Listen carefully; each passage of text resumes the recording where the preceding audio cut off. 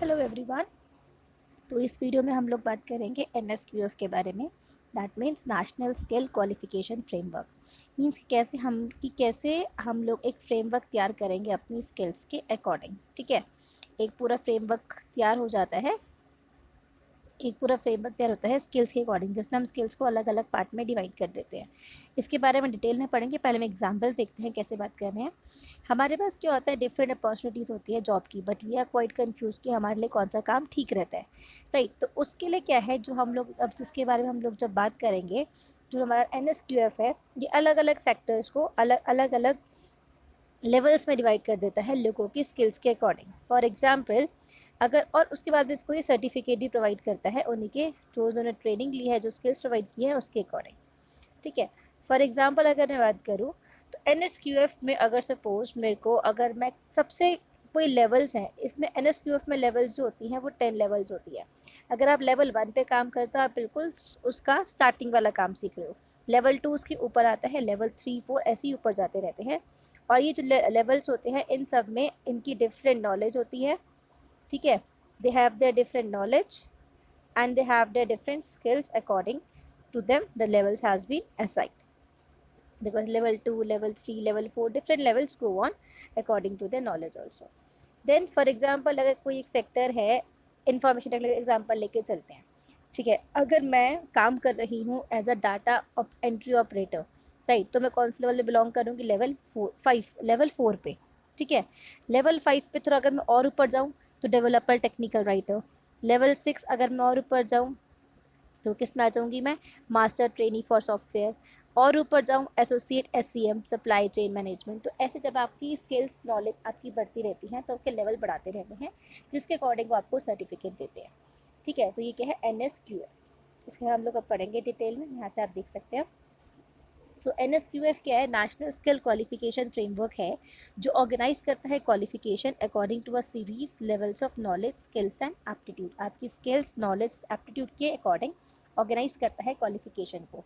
और जो लेवल्स हैं, जो मैंने बात की थी 10 लेवल्स, वो डिफाइन करते हैं आपके लर्निंग आउटकम्स जो आपको आने चाहिए अपनी जॉब करने के टाइम पे, रिगार्डलेस आपने जो भी एक्वायर करा है फॉर्मल एजुकेशन में, नॉन फॉर्मल में, इनफॉर्मल में, उन सब के अलावा जो आपको काम करने के टाइम पे चाहिए उसमें वो आपको लर्निंग पूरी पूरी सिखा देते हैं।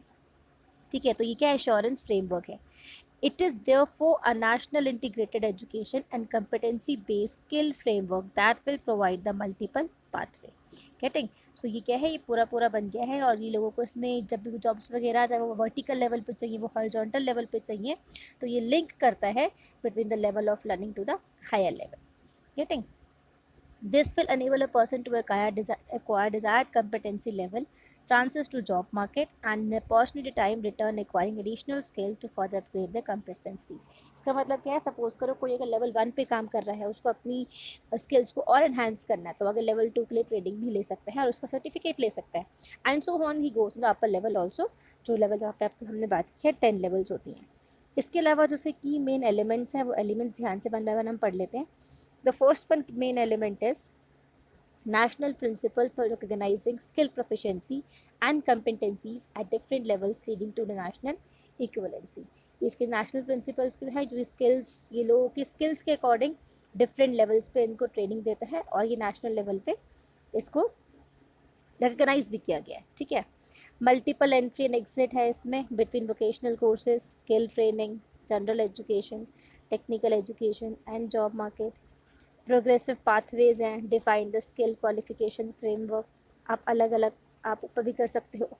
Opportunities to promote life long learning and skill development, ये सबसे मेन पार्ट है। ये इसमें ये अपॉर्चुनिटी प्रोवाइड करता है कि आप लोग लाइफ लॉन्ग लर्न भी कर सकते हो और अपनी स्किल को जब भी चाहे उसको डेवलप भी कर सकते हो।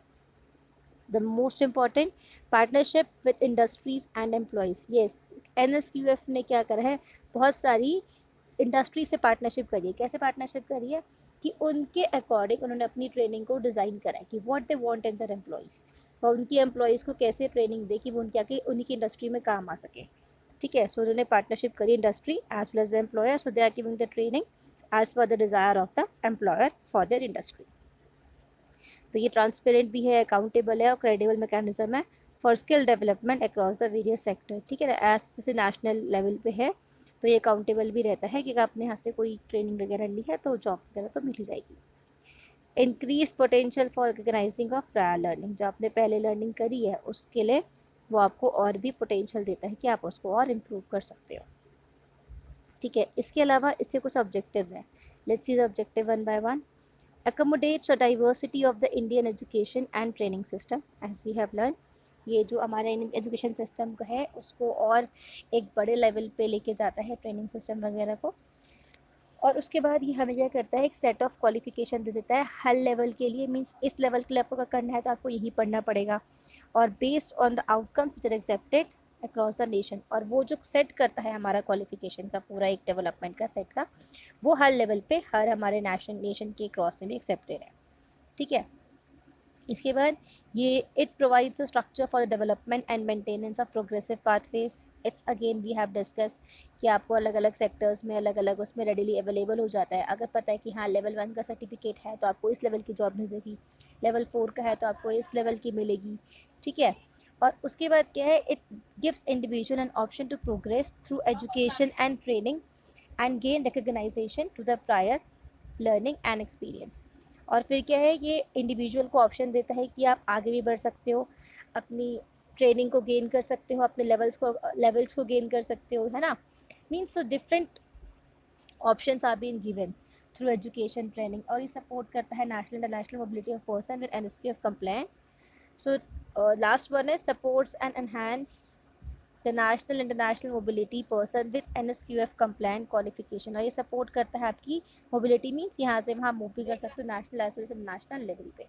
सो this was a short about what about the NSQF national skill qualification, कि कैसे हमारे नेशनल लेवल पे अलग हमारे नॉलेज और स्किल्स को लेके क्वालिफिकेशन को, हमारी स्किल्स को अलग अलग लेवल्स में डिवाइड किया गया है। आई होप आपको ये समझ में आया होगा। Thank you. Please like, share and subscribe if you like the video.